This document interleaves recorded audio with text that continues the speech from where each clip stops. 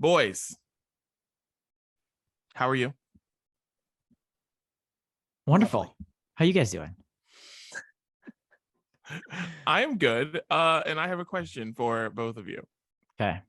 How confident are you in yourself to do home improvement projects? Ooh. Oh boy. I mean, that screams Dan Knopf. That does not that does not scream Chris Gates. Dan is normally the person that I would go to Dan to ask questions about how to do a home improvement project correctly, and then I would feel more confident about doing said project.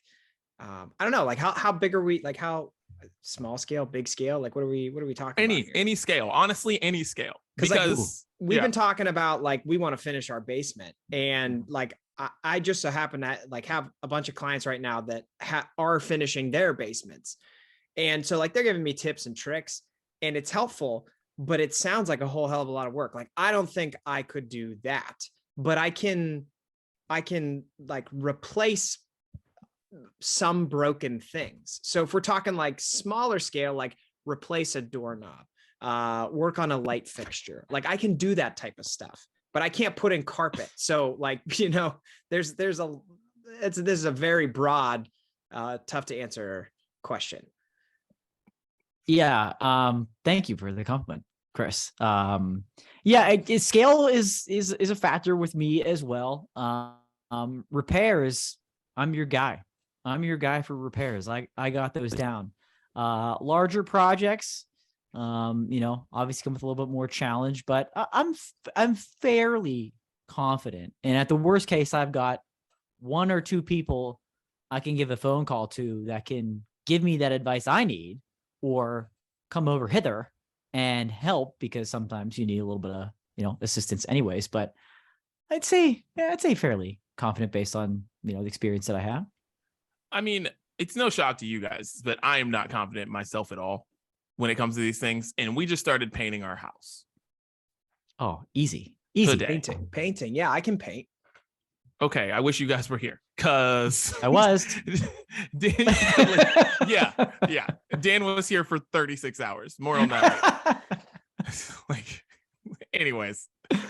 But yeah, I was getting ready to start painting, and Siobhan's like, "You haven't started yet." And I was like, "I know, like I have to get like ready, and I have to get my AirPods on, got to put like music on, got to like get psyched up, because I am so nervous that I am going to screw up my house.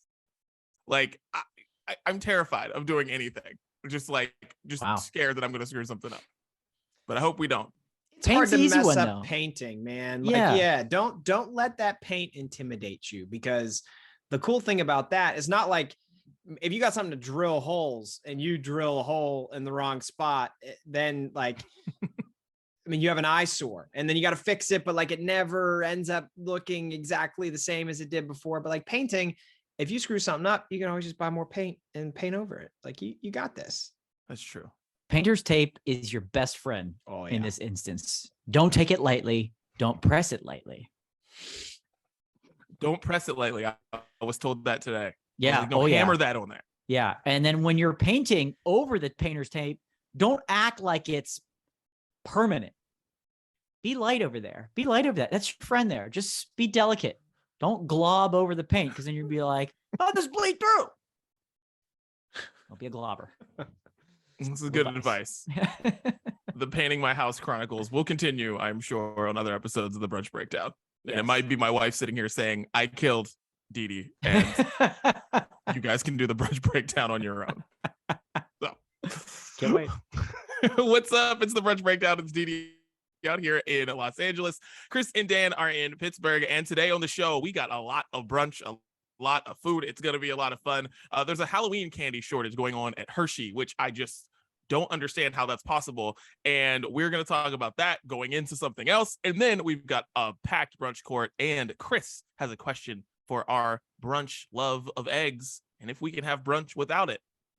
I don't know. We're going to figure that out here in a bit. But before we get on with this show, Dan, tell everybody where they can find the Brunch Breakdown. Yes, of course I will. And if you're new or newer to the Brunch Breakdown, where the hell you been? This is like episode 120 or something. So welcome aboard. We're glad to have you. But of course, if you're unaware, you can find the Brunch Breakdown anywhere, quite literally anywhere podcasts are available. Just search Brunch Breakdown. We are there. New episodes every Wednesday. Hit follow, hit subscribe, download those episodes, take them on the go. They're ready first thing in the morning for you every Wednesday. Full video episodes as well. I am telling you, we've got an epic brunch court today. You might want to get to a screen at some point to see what we're talking about.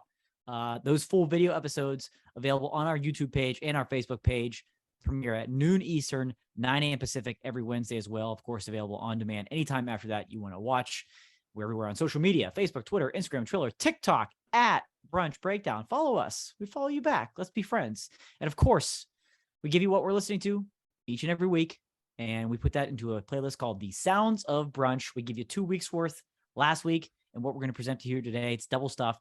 That gets updated exclusively on Spotify. Just search for Sounds of Brunch. And this podcast is always sponsored by ChrisGatesFitness.com, who is becoming very spicy on Instagram, by the way. Ooh. Have you noticed that, Dan? Have you noticed that Chris is getting a little spicy on the Instagram? He's kind of bucking at some people. He's like, I hate seeing this shit. Like, yeah, man. You get asked the same question, I don't know, 75 or more times. You just start to lose it. So here we are. I can tell. I like it. I can tell you're starting to get, yeah, I'm ready. Well, anyways, Chris, get it off your chest, man.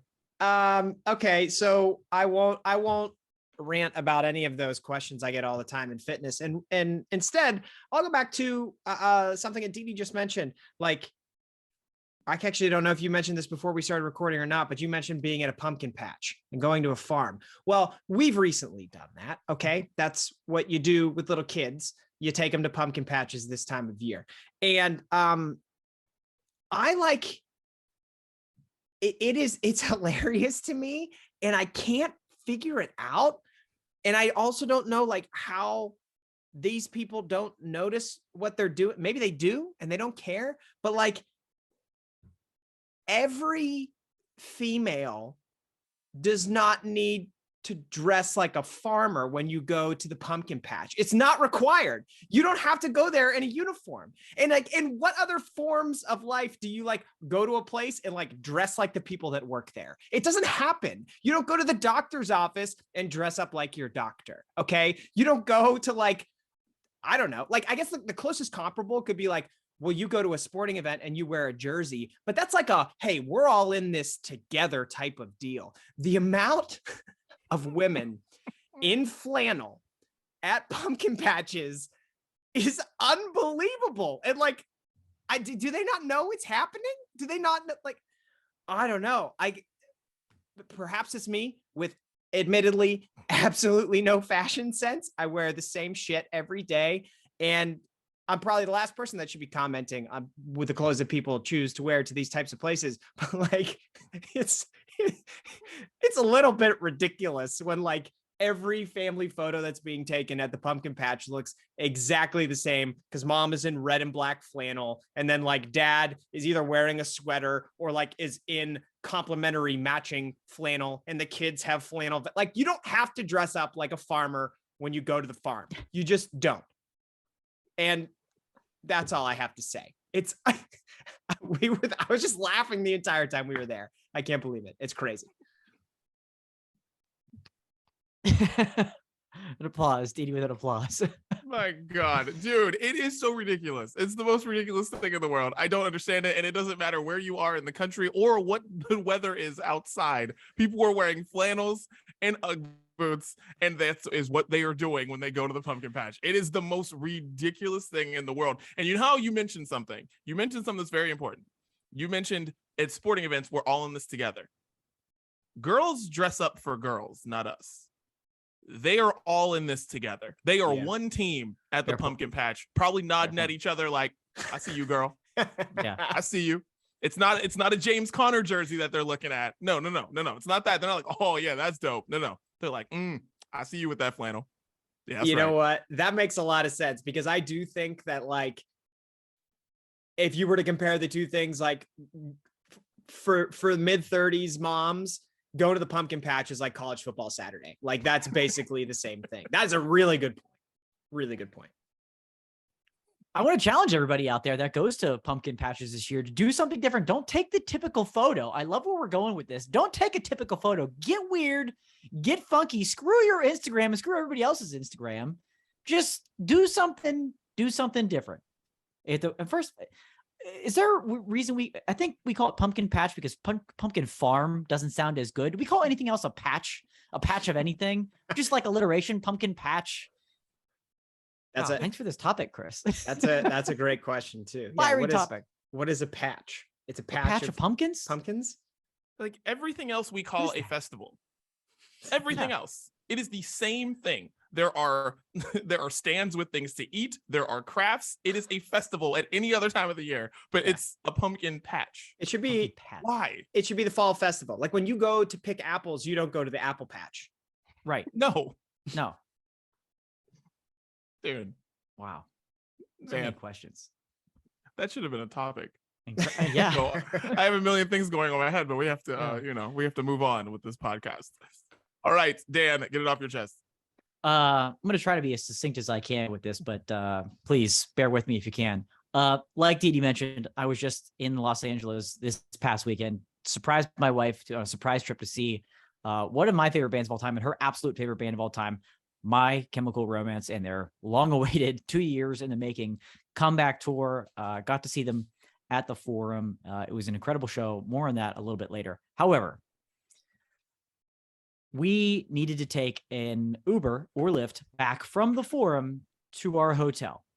Okay. So we get out of the venue as quick as possible.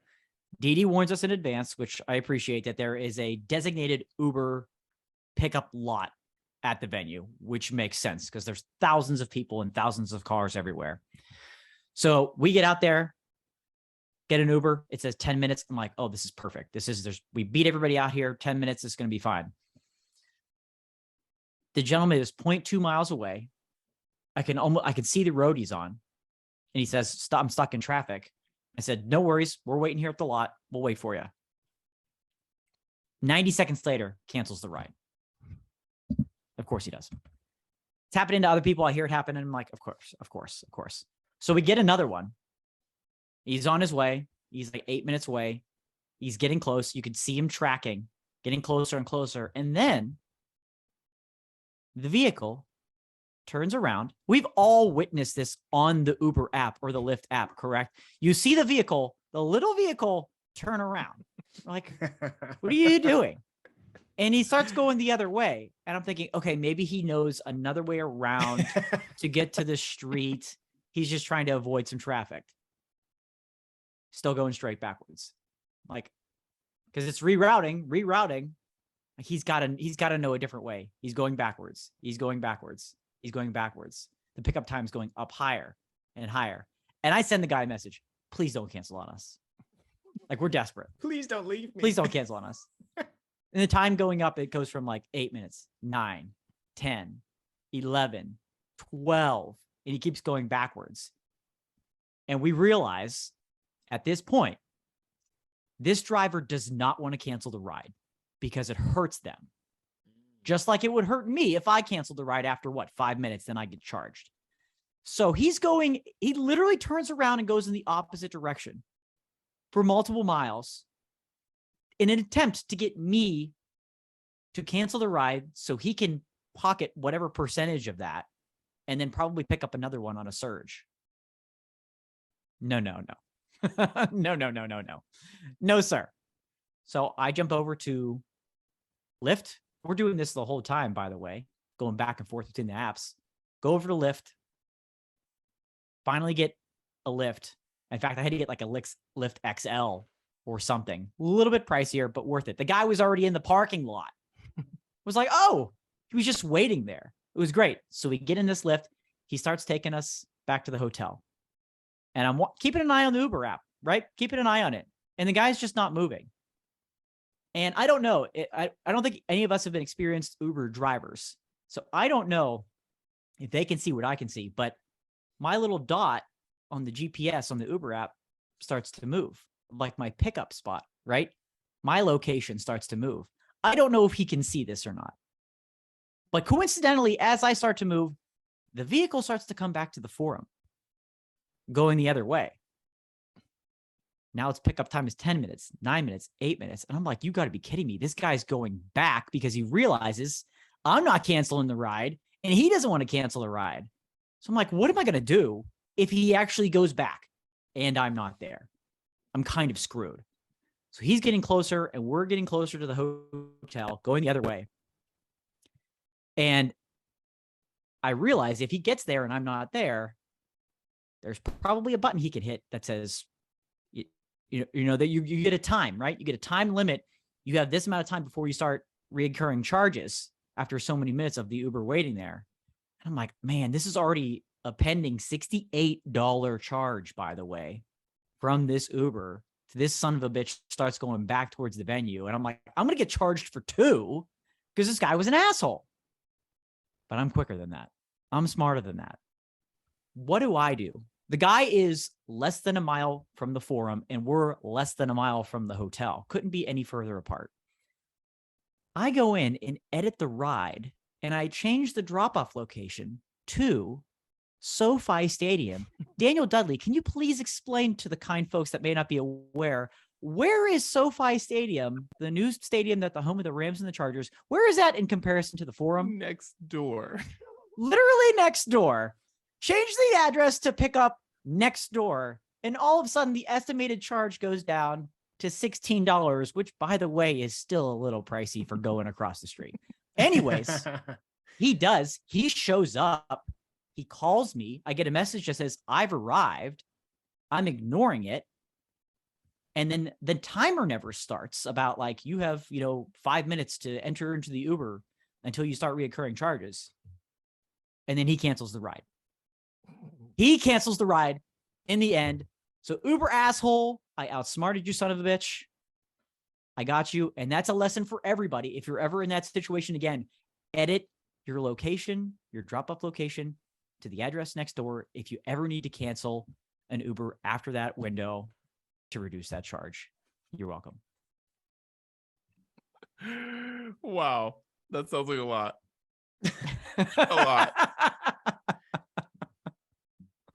But smart on you. Smart thinking. I wouldn't have thought to do that. Yeah. I would have just been like, I'm going to send Uber an email the next morning. And I had the screenshot ready to go. And then I thought, let's try this first. Dean even called me the next day. He's like, did you make it back to the hotel? I said, yes, but you'll find out the rest of the story on the Brunch Breakdown this week. So he didn't even get to hear that part. What a tease. Oh, man. All right, guys. I got to get this off my chest.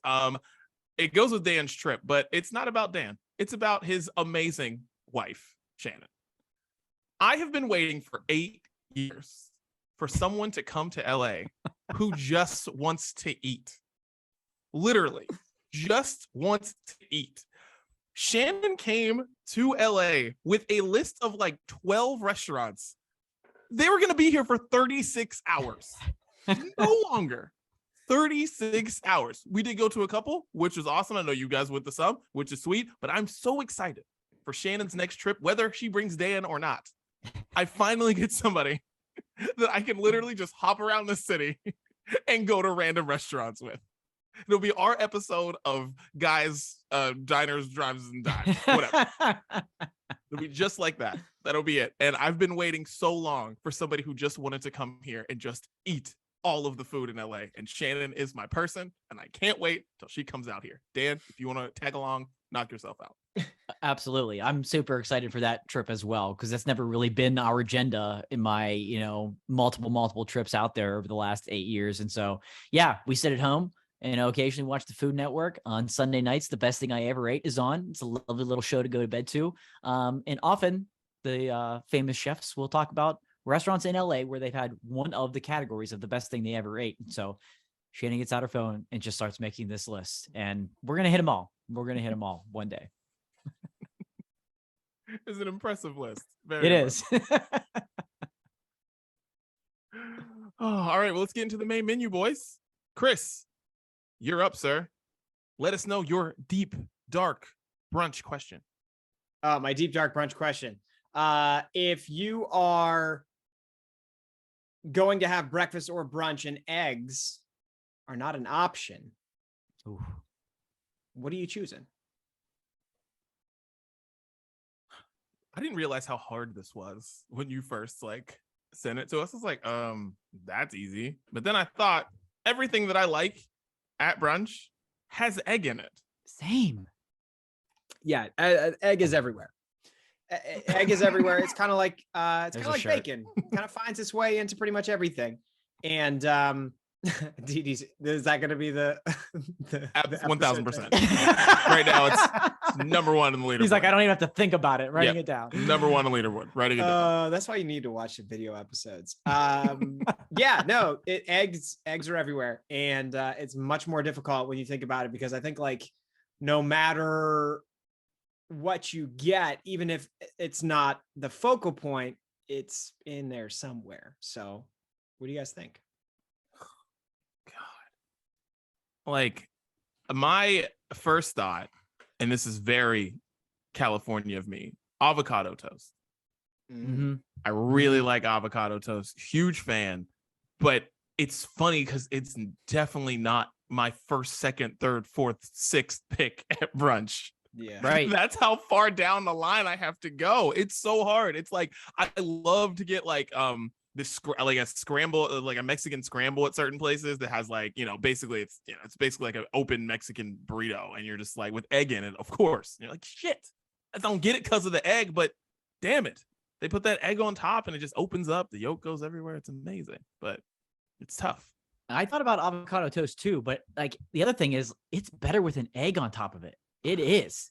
My gosh, it's a game changer. You little dippy egg on top of the avocado toast. Let's go. But avocado toast on its own certainly is at least a viable option if you got to take the egg off there. I had one obvious one, and then the rest were like impossible. Chicken and waffles. Let's go. That's it. That's where you go. That's where I go. That's where my heart lives. And if that's on the menu, it's not always on every menu, but chicken and waffles most definitely is at least one that I can count on without an egg, but it gets much more difficult after that. Yeah. Yeah. I had chicken and waffles up there as well, Dan. But like Didi said, like it's not, for me, that wasn't in the top 5 of things that I would get if there are no ridiculous restrictions like this.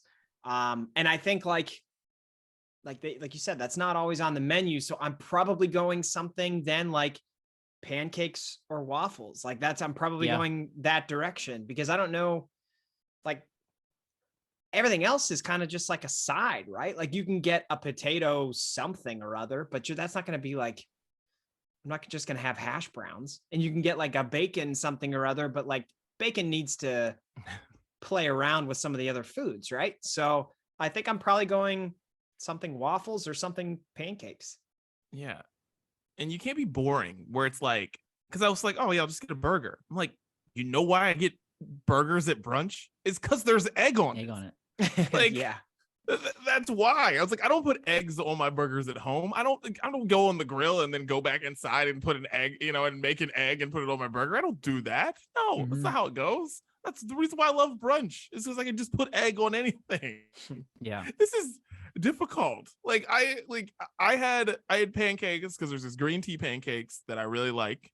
But man, we're going down that hill. I don't know. Like, yeah, not running up it. We're going down that hill. That's what we're doing. You're just carbo loading at that point. French toast on there too. Big fan of French toast. Stuff it up, if you will.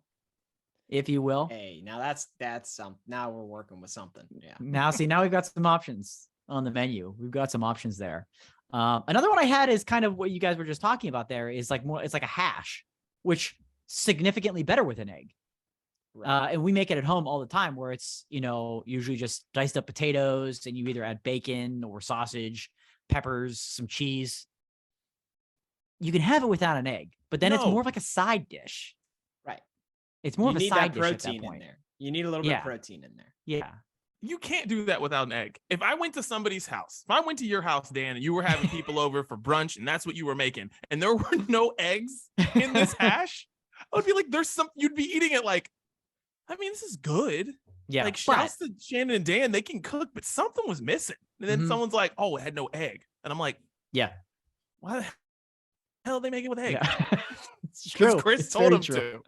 Because Chris challenged him. These limitations, yeah, it's rough. And like, yogurt parfaits and stuff like that. It is all. I mean, give me the a la carte menu, basically, is what you're looking at. Like, can I get a side bacon, a side of French toast, a side of yogurt? It's like, you're just eating sides. Yeah. You're eating sides and it's just all carbs. It is. Yeah. Yeah. Just find yourself I mean, you could probably luck out pretty well at an IHOP with this problem. This is probably what the people at IHOP go through every day. They're like, okay, eggs off the menu. What are we cooking?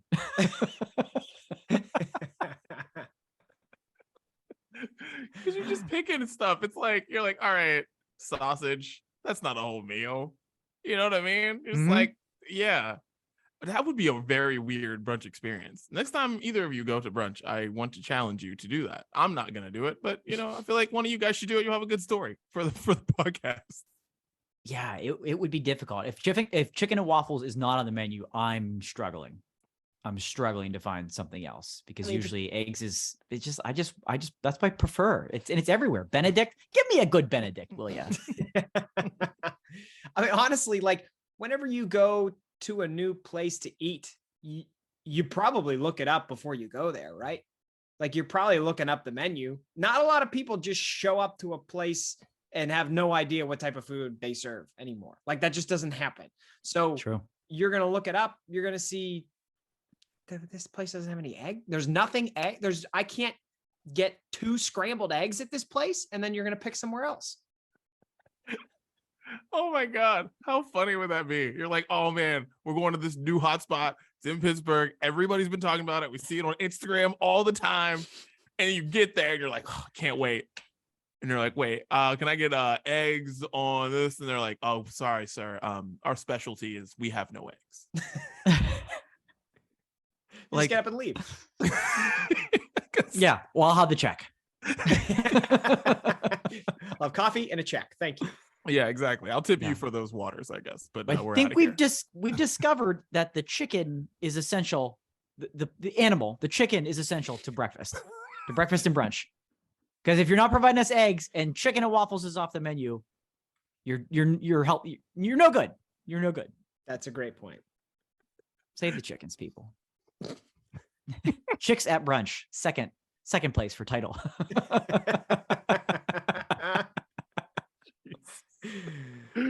Oh God. CHIX. Check. That's our brunch place. That's what it's called. Chicks. Chicks. Oh my gosh. DM this right now. This is a callback to last episode, but Dan likes women at his tailgates and he likes chicks at his brunch. Let's go. Winning combo. Yes. That's our brunch spot. Chicks. Find out. Tune in next week to find out what Dan likes at dinner.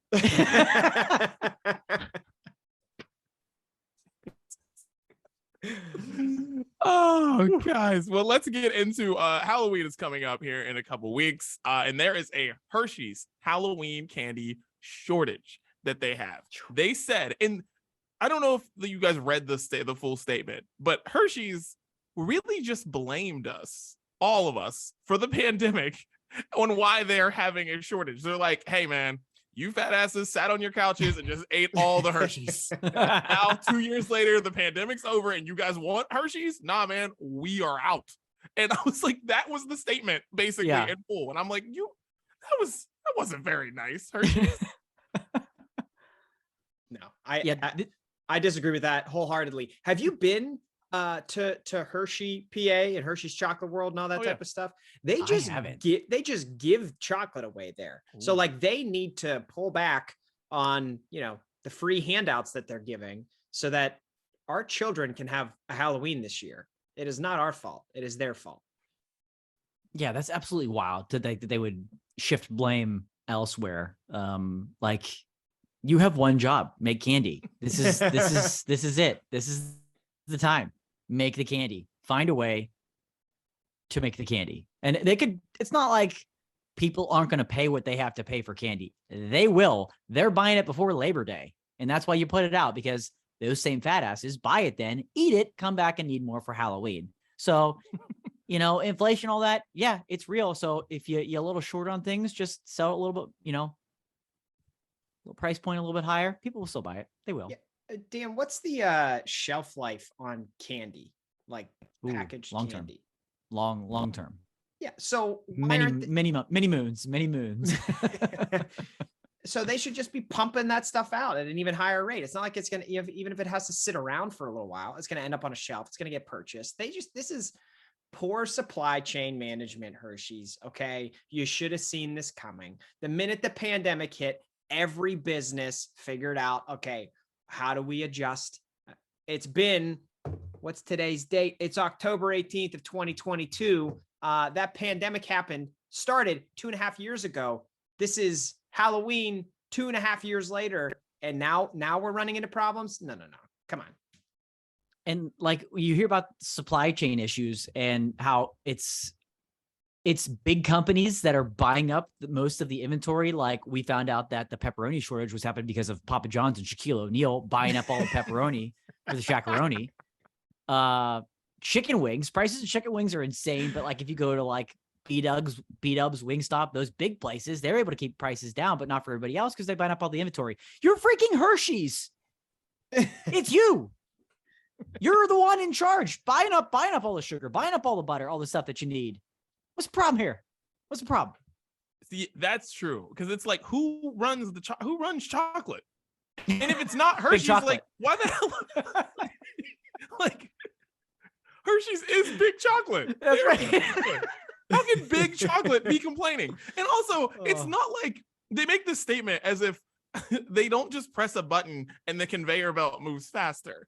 Like people aren't just like, oh man, like we have an employment shortage and like we couldn't get the person who molds all of the Hershey's Kisses, you know? Yeah. They quit. They retired. Right. And so we've been looking for somebody for months. No, that's not how it works. It literally just plops down and that's how we get the candy. And you just hit the button to make it go faster and you get more candy. I'm confused, Hershey's. I need a statement. I need them to do a press conference during prime time, during, I don't know, Monday night or Thursday night football, do something interesting during those games. And let us know. This is weird though. So Hershey's put out a statement, which obviously means they were feeling some type of public pressure, boys. You don't put out that type of statement unless you're feeling the heat. I have yet to walk through a grocery store where there's not candy. So where is this shortage happening? Like who's actually feeling this shortage? That's a good point.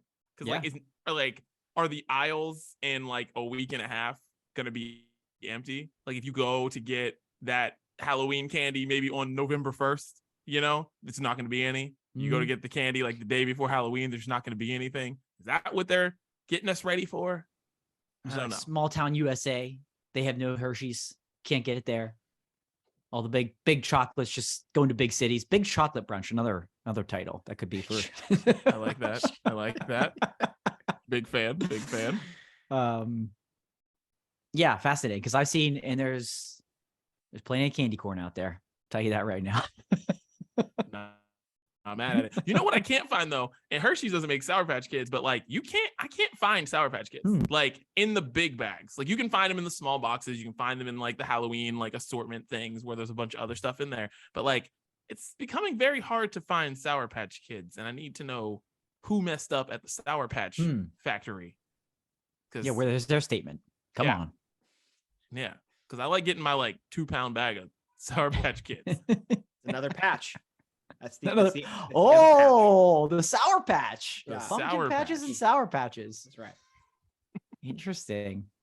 Well, Dan, this topic led you to a question. What you got? Yeah. So what if that's the scenario? There's no candy. What are you giving out for Halloween?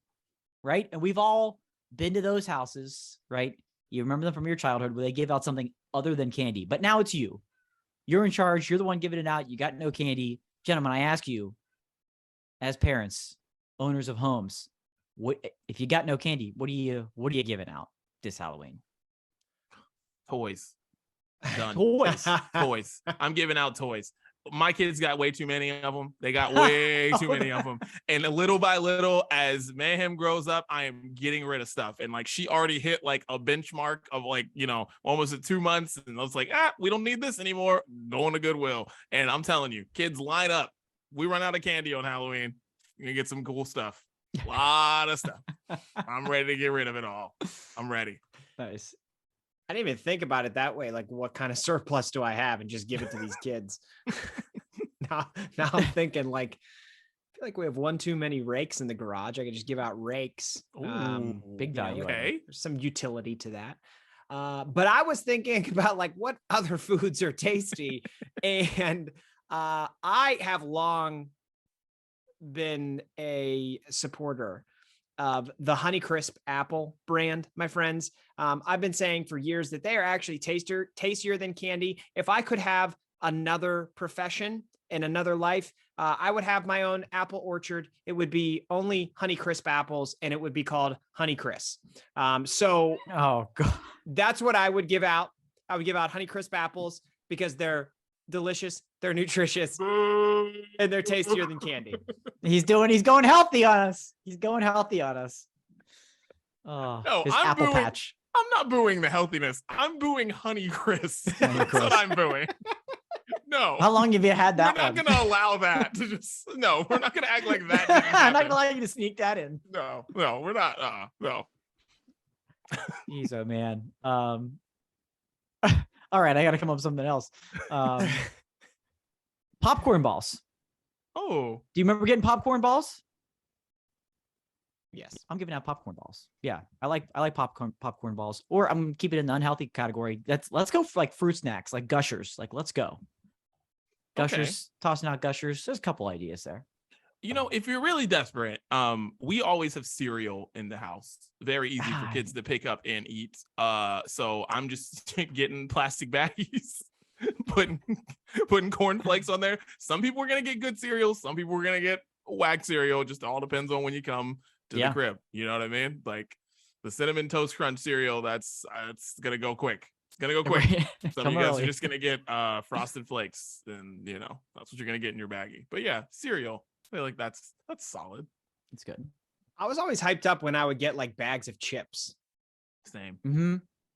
Like, I don't know. Yeah. You can only have so much candy before you just are like, okay, that's enough, you know? But then Yeah. you get like the saltiness of the chips. I feel like that's a good choice. Get the little, the smaller bags. Yeah, Dude. bags of chips, pretzels. Yeah. You can go mini cookies if you want on there. Here's one, and I think we've all probably experienced this. And there's a caveat here. Money. People give out, the lady that gives out the quarters, right? And it's usually the quarters. Maybe it's 50 cents. And I think it's a good idea. But ladies and gentlemen, if you go money route, like do the math, figure out how much you spend on candy, right? And about how many kids that come to the house, and just do yourself a little bit of math. And so you don't end up spending $75 at Halloween because you decided to give out quarters or 50 cents or whatever it is just to give it out. Just do yourself a little bit of favor and just do a little bit of math so you don't end up spending an infinite amount more money than you were going to on just simple candies. A little advice. And the full-size candy bar house, like I appreciate you. Ooh, yeah. I appreciate you, but it's kind of weird. Like, why do you spend that much money on Halloween? Like, why? Because that's not cheap. Like, That's true. Yeah, like the teen reputation in the neighborhood is so valuable to you that you're like, you know what? We got to go king size this year. Word on the street is that our candy sucks. Dude, I give out king size candy bars. Come on. okay, hey, listen. Everyone can spend their money however they want to spend it, Chris. I'm just like, that seems like a lot of money. I always appreciated those houses when I was a kid. And I said, you know what? One day, that's going to be me. There you go. And a movie has been made. This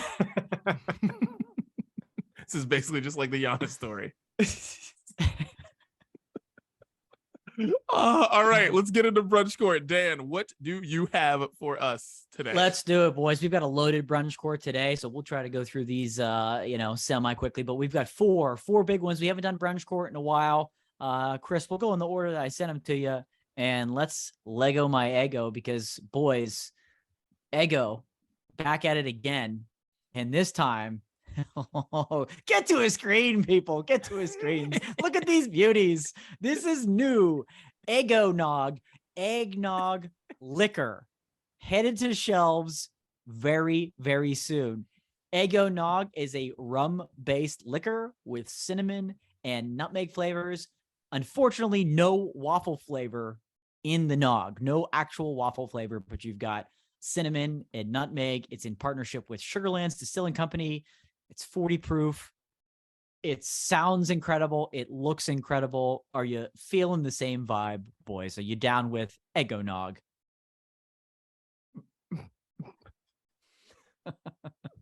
Not all at once, please. Collect your thoughts. No, I'm What? not on this. I'm not. Oh. I don't like eggnog. I don't want Eggo-Nog. It somehow makes eggnog seem gross or to me than it already does. But yeah, no. Yeah, not a big eggnog guy over here. And I don't know, something about calling it sipping cream makes me Yeah. not it makes me uncomfortable. So I'm gonna no, I don't like this.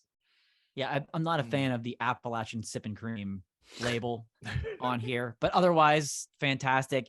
I don't know how unique this is going to taste because eggnog traditionally has cinnamon and nutmeg in it. So this might just be a ploy to get me, and I'm going to get got. They got me here.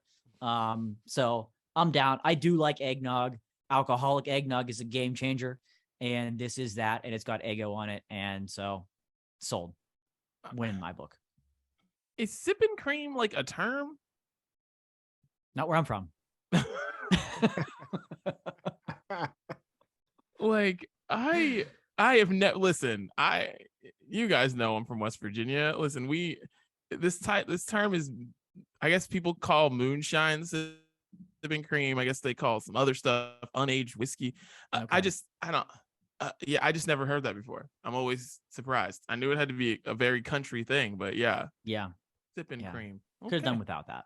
Could have done without that one. Well, let's keep it in the beverage category. In fact, these are all beverages today, now that I think about it. And boys, Mountain Dew is at it again, and I think they may have gone too far. This is not a joke. This is certainly for the holiday season. It looks like a Mountain Dew box, gold, red, green, holiday theme throughout. We've got some snow, but the name of the flavor is Fruit Quake. And yes, this means it is a fruit cake flavored Mountain Dew. I've got some friends that are like serious Mountain Dew fans, and I haven't run this by them yet, and I can't wait to get their opinion because they'll probably try it. But guys, this is too much for me. Like, you're taking the worst tasting thing of the holiday season, fruitcake, the thing that people make fun of the most and typically hate the most, and putting it in something that people drink for a living practically each and every day, Mountain Dew. Like, does Mountain Dew owe big fruitcake some sort of payoff or something here that they're willing to do this? This is crazy to me. Crazy talk. So straight up, I have never had fruitcake before. And to me, it sounds like two delightful things, like fruit and cake. Like, how could that go wrong? So I don't really understand. I don't really understand what this could taste like, because I've never had that. But like you said, Dan, everybody talks about how bad fruitcake is. So I guess I am not in favor of this. I have never had fruitcake either, but I've seen it, and it doesn't look good.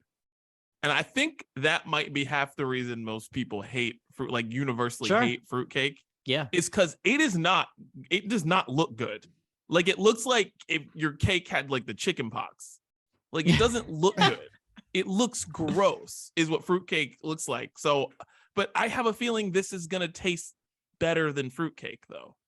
Yeah, I think you're probably right. I think Mountain Dew, of all people, can probably figure it out. And I think the thing that grosses people out the most about fruitcake is that it's like candied or dried fruit is what's in the cake. I mean, there's spices and sometimes nuts in there, and I think it's, sometimes made with soaked in rum or something like that. But it's the look and texture of the like candied and dried fruit that really throws people off.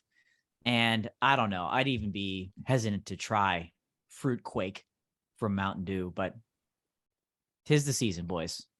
'Tis the season. Throw it to me Yikes. at a Christmas party. I'm going to take a drink. All right, the last two are kind of they kind of go hand in hand. But we'll take them individually. The first one is from my dear good friends at Arby's. And boys, this is big news here. Big news. Now, before you judge it, I'm just going to kind of read you the overview here. Arby's brings its smoked meat expertise to bourbon.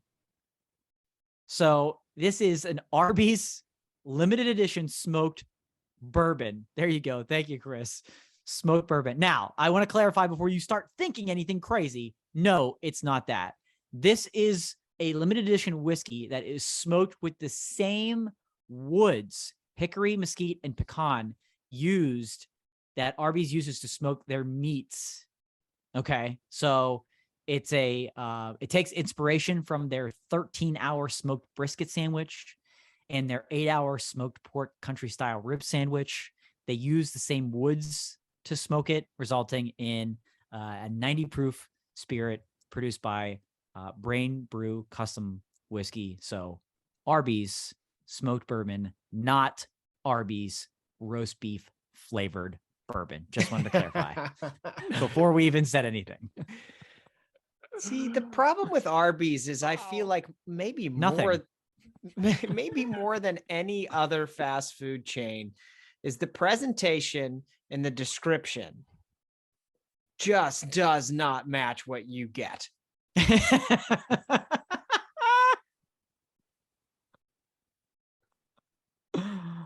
a beautiful looking bottle right here, though. Look at this. Look at you know what? Look at this display of smoked bourbon, smoked brisket sandwich. I mean, I'm sure they're delightful together. Is this made by Maker's Mark? It's not. It's not. Okay. You listen. want it. You want it.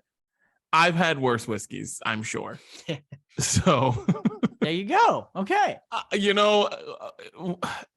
Why not Arby's? Like, why not? And as a fan of Arby's, I like Arby's a lot.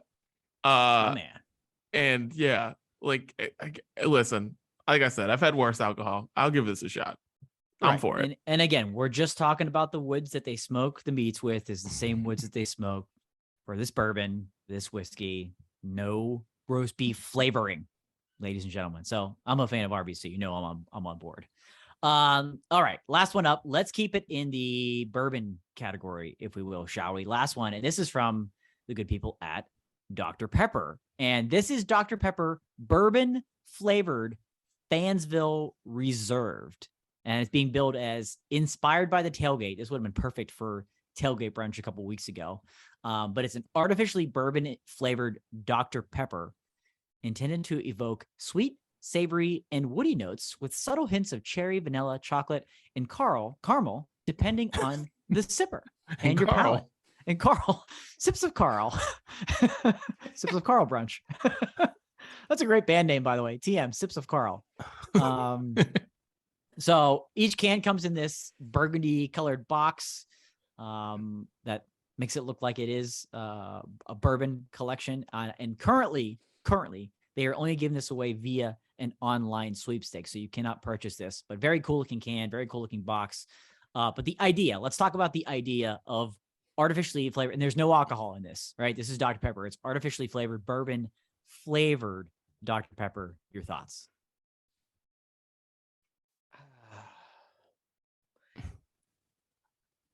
I don't know. Yeah, me either. I truly don't. This is one of those I know they're only doing this limited edition, like whatever, it's a sweepstakes to win, but like, who thought of this? It's pretty out there, isn't it?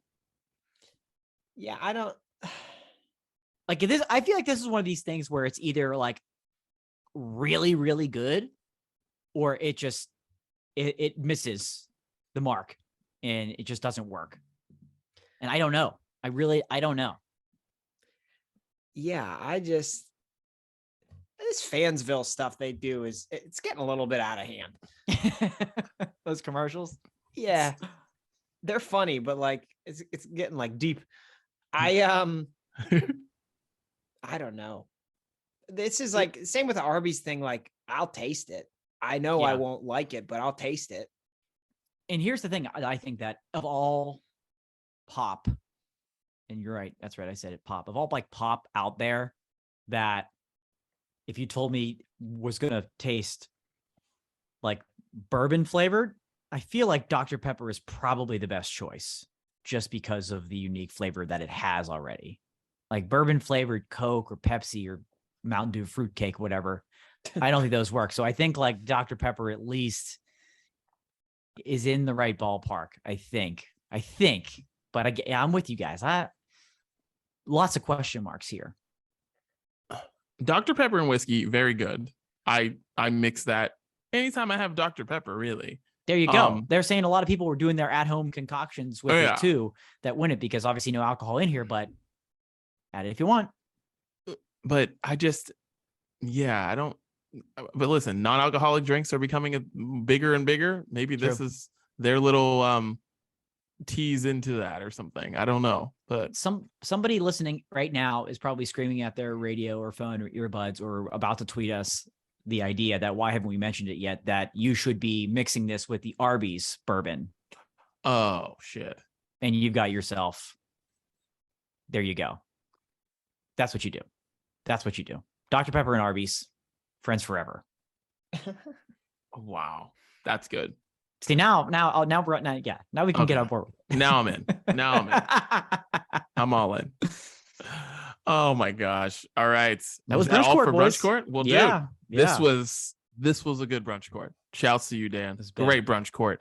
All right. Now let's get into what we are listening to. I'm going to start. Taylor Swift has an album that comes out on Friday, and there's a station on Sirius that's playing nonstop Taylor Swift songs. So that's what I have in the car whenever me and my wife were driving around to get paint. So Picture to Burn by Taylor Swift, throwing that on the playlist. That is my OG Taylor Swift banger. Picture to Burn. What a great time not to have my vehicle with Sirius XM in it. That's really, really frustrating to hear. Super frustrating, actually. The 1975, their new album called Being Funny in a Foreign Language just came out last week. I'll be honest, I haven't had a chance to get through it fully, but I really like what I hear so far.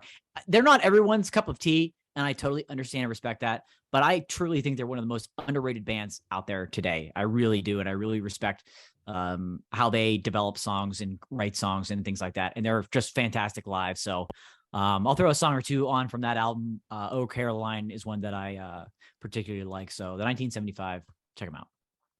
Nice. I think I missed this one, or I meant to put this one on a few weeks ago and didn't. But Meet Me at the Altar put out a new song, Say It to My Face, and I really like it a lot. And they're the official pop punk band of the Brunch Breakdown. So true. So there you go. 100%. Lil Yachty, Poland. This song is, I think it clocks in at 1 minute and it comes in at 1 minute and 24 seconds. Ooh. Listen, I love it. It ends and you're just like, wait, it's over? Yeah. I don't even know what this is. All I know is people in Poland love it. The like prime minister or president of Poland, whatever it is they got over there, he's invited Lil Yachty to Poland because of this song. Just enjoy it. It's on the playlist. Lil Yachty, little song. Okay, hand in hand. Betty Who. I honestly don't remember how I discovered Betty Who years and years ago. I really can't remember, but I remember seeing her live for the first time, and her first show was at a very small venue in Pittsburgh. That show introduced me to Verite, another one of my favorite artists. And now Betty Who is like legitimately getting big. She's been seen in all these award shows. She's on the Today Show. And I'm super, super happy for her. I've always been a big fan of her music. She just came out with a song called Big. And I kind of get some like 80s big movie vibes to it, just with the keyboard in the background. Just a really good song, and like super excited that, her name's really getting out there. So Big from Betty Who. For me, my second one, this is another one I've been meaning to put on our playlist for a few weeks now, but Forever Came Calling. I had one of their songs on, I don't know, about a month ago. And I thought they were doing these like 10-year remakes of songs that they had done in the past, because like they haven't put out new music in forever. But it turns out they actually put out a full length album to celebrate their 10-year anniversary as a band. The album is called Contender. We're listening to it. I love it. They are a very, very fast paced style of pop punk music. The lead vocalist's range is insane. So I don't know what from that I'm going to throw on our playlist, but I was excited to hear from them because it's been a long, long time. So that's my next one. All right, I got another song that is just under 2 minutes, I believe. Marshmello and Juice WRLD, R.I.P. Song out called Bye Bye. Because Marshmello is the DJ for Monday Night Football. So like he curates the music for Monday Night Football. And this song came on during Monday Night Football last week, I believe. And I was like, oh, this sounds sweet. Wish it was longer than 2 minutes, but that's what you get. It's pretty good. I just wish it were longer. Bye Bye, Marshmello and Juice WRLD. I like it. Last one for me. I'll make it quick. I'm gonna go to the band that I just had the honor of seeing perform live, My Chemical Romance. They have not lost a step. It's like they just have been. It's like they've been playing for the past 10 years. It was an incredible live performance. And the reason I'm going to put the on, because first of all, they're awesome. Second of all, the song I'm going to put on there is Dead. And the reason is because if you don't know who My Chemical Romance is you're dead to me. And Dee Dee, I don't mean your wife. I think she just truly just forgot who they were. But if you've never heard of My Chemical Romance and you're under the age of 45, you're dead to me. So Dead, My Chemical Romance. There you go. There was multiple people I talked to over the past couple of weeks. Who? With My Chem coming back, there's been this debate about like who is the true leading emo band of our generation. That would be an interesting topic to have. That would be. Yeah. Last one I got real quick. Water Parks put out 2 new songs with Black Bear, and they're both pretty catchy. Both of them on there, and hope you guys like them.